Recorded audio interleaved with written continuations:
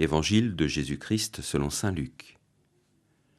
Parmi ses disciples, le Seigneur en désigna encore 72, et il les envoya 2 par 2 devant lui dans toutes les villes et localités où lui-même devait aller. Il leur dit : « La moisson est abondante, mais les ouvriers sont peu nombreux. Priez donc le maître de la moisson d'envoyer des ouvriers pour sa moisson. Allez, je vous envoie comme des agneaux au milieu des loups. N'emportez ni argent, ni sac, ni sandales, et ne vous attardez pas en salutations sur la route. Dans toute maison où vous entrerez, dites d'abord « Paix à cette maison ». S'il y a là un ami de la paix, votre paix ira reposer sur lui. Sinon, elle reviendra sur vous. Restez dans cette maison, mangeant et buvant ce que l'on vous servira, car le travailleur mérite son salaire. Ne passez pas de maison en maison. Dans toute ville où vous entrez et où vous serez accueillis, mangez ce qu'on vous offrira. Là, guérissez les malades et dites aux habitants : le règne de Dieu est tout proche de vous. Frères et sœurs, peut-être connaissons-nous bien ce constat et cette invitation de Jésus. La moisson est abondante, mais les ouvriers sont peu nombreux. Priez donc le maître de la moisson d'envoyer des ouvriers pour sa moisson. Alors je vous propose de comprendre ce verset de manière peut-être un peu originale. Je pars d'abord du constat que personnellement, depuis 52 ans, je n'ai jamais connu une église triomphante, avec des ouvriers qui débordaient et une moisson qui était bien faite. Et il me semble qu'à l'époque de Jésus, déjà, la moisson était abondante et les ouvriers étaient peu nombreux. Et après, je prends l'époque de saint Augustin, 4e siècle, pareil, je pense à un sermon dans lequel il fustige les mauvais ouvriers, les mauvais pasteurs.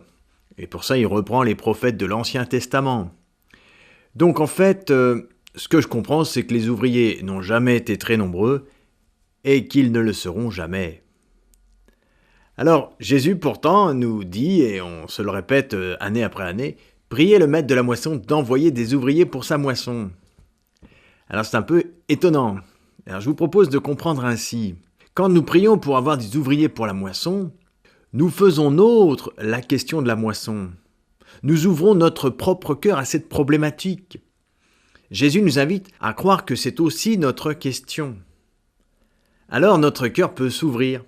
Nous prenons conscience que la question de l'évangélisation est réellement très vaste, qu'elle nous dépasse et qu'on doit demander au Seigneur son aide.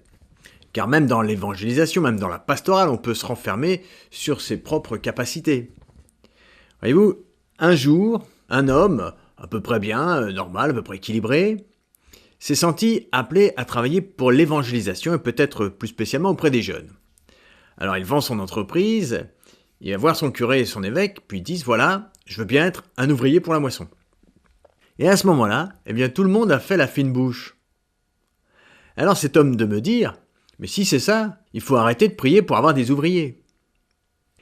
Et même si cet homme a accepté de réduire son salaire, il a quand même 4 enfants et il faut bien qu'il vive. Vous voyez, cette anecdote nous met un peu au pied du mur. Qu'est-ce que nous voulons, nous, les chrétiens ? On veut des ouvriers ou on n'en veut pas ? Et si on en veut, est-ce qu'on est d'accord pour les payer ? Quand Jésus nous invite à prier pour avoir des ouvriers, il nous invite à prendre la question de la moisson, il répète le mot moisson 3 fois, il nous invite à prendre cette question au sérieux. Pas seulement dans nos idées, du style « Seigneur, donne-nous des ouvriers gratuits qui ne nous coûtent rien, qui ne nous demandent aucun effort, et puis si tu pouvais les prendre dans les familles des autres, ce serait encore mieux. » Est-ce que la mission nous importe vraiment ? Amen. L'évangile du jour était commenté par le père Augustin Drillon, curé des paroisses Saint-Martin du Val d'Erdre et Saint-Pierre-sur-Loire.